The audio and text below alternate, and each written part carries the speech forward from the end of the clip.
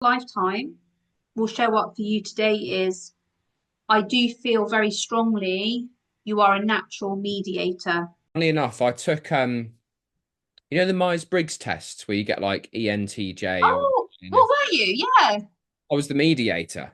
You were an ambassador, you were a negotiator, and you were a bridge builder.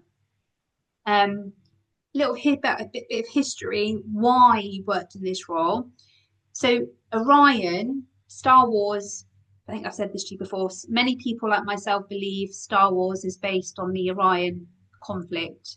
Um, you worked as part of what would be known as the Resistance in Star Wars. Um, Within the days of Orion, it was known as the Black League Resistance. So the after the Lyra Wars, the Draconians then moved on to Orion, and they tried to do what they did in Lyra to Orion as well. There was lots of conflict. This dragged out for a really, really long time. Eventually, a group of the Draconian, there's like a group that broke away from like the evil empire, and they wanted to kind of move towards the light. And that was part of your role as part of this being the resistance. You were an ambassador, negotiator, working with those that had broken away from the draconian main group, kind of like the good guys that were moving to the light.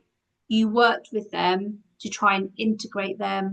One of the reasons why your soul chose that role within this lifetime was you remembered the peace and harmony in Lyra, and you wanted to replicate that within Orion. I do feel very strongly you are a natural mediator. I think you're able to see things from multiple perspectives. I think you're able to see the potential in others, particularly the potential in others that may be deemed lost. There's no hope for them. I do think you see the potential. This lifetime, I feel, will show up today as you're drawn to diplomacy over conflict.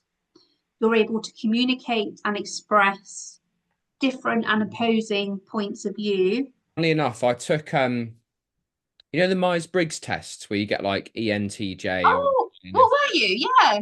I was the mediator.